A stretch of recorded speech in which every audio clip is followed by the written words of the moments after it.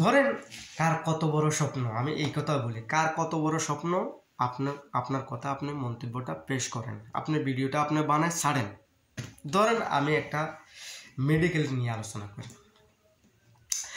Medical মানে কি আমরা সেবা নিই, সেবা নেওয়ার বিনিময়ে যদি মরণ হয়ে গেলেও আমরা কাউকে কিছু বলি না, কারণ কি আল্লাহ করছে মত। যদি সুস্থ করে তাহলে অন্ততপক্ষে আল্লাহ করছে সুস্থ, পাশাপাশি মেডিকেলের দ্বারা হয়েছে, বিষয়টা এরকম কথা বলি না। ধরেন আমি একটা মেডিকেল বানাবো, ধরেন মিস্টার কাজল একটা মেডিকেল বানাইছে, মিস্টার সিরাজ একটা মেডিকেল বানাইছে। আমার মেডিকেলে আপনি যদি 10,000 টাকা সেবা নেন, আর মিস্টার কাজলের থেকে যদি 10,000 টাকা যদি সেবা নেন, তো কাজল কি করছে, লাভ করছে, লাভের থেকে আবার কর্মচারীর বেতন দিয়ে হিয়া পরে লাভ করছে। এটা সহজ কথা, এটা বাংলা কথা, ও আর সিধে সেম সিরাজের কাছে যদি আপনি যদি সেবা নিয়েছেন 10,000 টাকা, সেও কর্মচারীর বিল টিল দিয়ে আবার কিছু টাকা লাভ করছে। এখন আমি যদি কিছু টাকা লাভের থেকে যদি 10 ভাগ করে 1 ভাগ যদি আপনার জন্য সঞ্চয় করে দেয়, তাহলে আপনি 10 বছর ভিতরে আবার 10,000 টাকা গিফট পাই যাবেন। তাহলে সিরাজের মেডিকেল থেকে যদি সেবাটা নিয়েছেন, সেবার বিনিময়ে আপনি 10,000 টাকা সেবা নিয়েছেন, তার বিনিময়ে 10 বছর ভিতরে আবার 10,000 টাকা গিফট পাই যেতেছেন। অথচ কাজলের মেডিকেলে যাই আপনি কোনো টাকাই আপনি সেবা পেতেছেন না, মানে কি গিফট পাইতেছেন না। অথচ এখন আসেন, প্রশ্নটা হয়েছে কি, আপনার স্বপ্ন কি হইতে পারে, কিন্তু আমার স্বপ্ন এটা, আপনি শুধু সেবা নেবেন, 10 লাখ নিয়ে, 1 লাখ নিয়ে, 1,000 টাকা, 2,000 টাকা, 5,000 টাকা, 10,000 টাকা, যা সেবা নেবেন তার চেয়ে কয়েক গুণ ডাবল আবার আপনার 10 বছর ভিতরে পেয়ে যাবেন। এখন আসেন, সেবা নিতে যাই আপনার মারা গেলেন, এটা কোনো কিছু করা যাবে না, এটা আল্লাহ পাকে মৃত্যুবরণ করাইছে।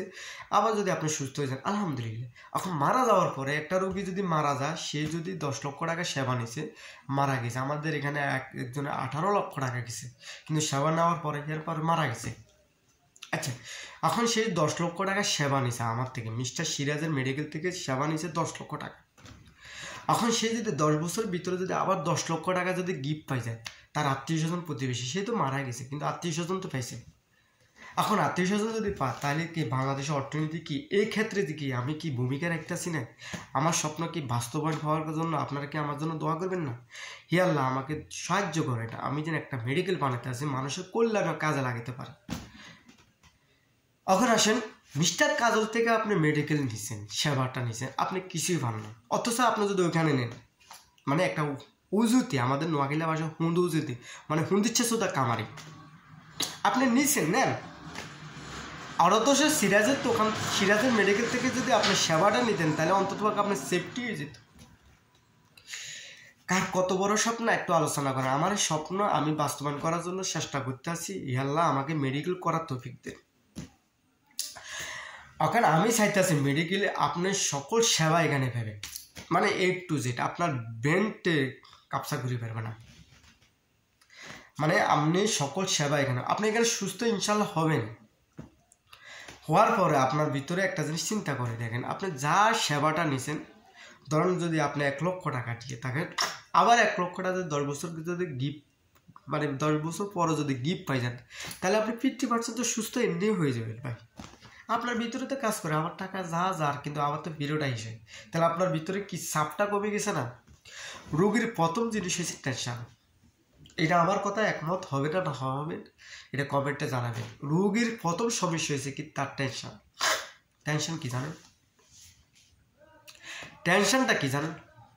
1 নম্বর টেনশন হয়েছে সে কি এখানে রেনি হইতেছে, তার টাকা নাই, মানে কি আমরা আমাদের বাংলাদেশের মানুষের কাছে দৌড়িয়ে তার পকেটে 50,000 টাকা নেই, এটা তো আপনার জানেন, আমিও জানি, কিন্তু দেন হেনা করে আমরা রোগী সেবা নেই। এখন তার স্বপ্ন প্রথম জিনিস এসে চিন্তা হয়েছে গিয়া, সে তো টাকা যা দিতে চাই এটা গিফট পাইতে, তাহলে আমি তাকে 50% সেবা দিতে আছে গিয়া, তার ব্রেনটা সাব কমাই দিতে আছে। যদি ব্রেনে লোক থাকে না, আমার কথা জবাব দিয়ে, যদি ব্রেনই লোক যদি না থাকেন, তাহলে আমি মনে করি বাংলাদেশের মানুষ ব্রেন নিয়ে না, আমি বিদে। এখন আসেন, তাহলে প্রথম পার্সেন্ট হয়েছে 50%, আমি তাকে কি কমাই দিচ্ছি, টেনশন কমাই দিচ্ছি, মানে কি সে সুস্থ। তাহলে আমি মনে করি আমার মেডিকেলে, সিরাজের মেডিকেলে সুস্থ হবে নিয়ত, মানে কি বরাবর কেমনে, সে প্রথম সাবজেক্ট, তার টেনশন যে এত টাকা, সে তত টাকা আবার গিফট পাই যেতেছে, তার টেনশন শেষ। এখন আর 1% সেটা হচ্ছে 50% বাকি আছে, তাকে ওষুধ দিয়ে আমরা সুস্থ করবো, এই বিষয়টা এরকম না।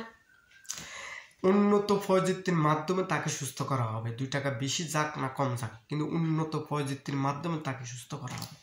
কারণ আমার খেয়াল আছে তাকে বাঁচিয়ে রাখলে তো আমার লাভ।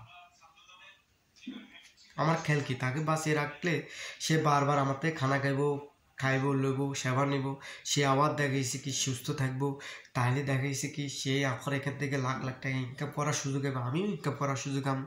বিষয়টা এখানে তো। এখন সিরাজের মেডিকেল থেকে সেবা নেবেন না কোনো মিস্টার কাজলের থেকে সেবা নেবেন, এটা আপনার চয়েস, আমার চয়েস না। আমার স্বপ্ন একটাই, মানুষকে কীভাবে সে খাইব, পরবো, ঘুমাবো, এটার বিনিময়ে তাকে আমি কয়েক গুণ ডাবল হিসাবে দিয়ে দেবো।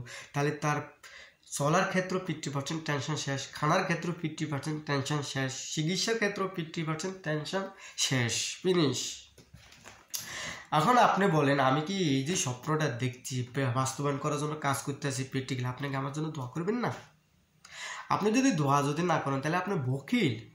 দোয়া মানে কি, আপনি একটু সাবস্ক্রাইবার মানে আপনি করে দিবেন, পাশাপাশি আপনি কি করতে হবে আরও, আপনি অন্ততপক্ষে শেয়ার করে দিবেন, কমেন্ট করবেন, তাইলে আমি মনে করি আপনি দোয়া করছেন।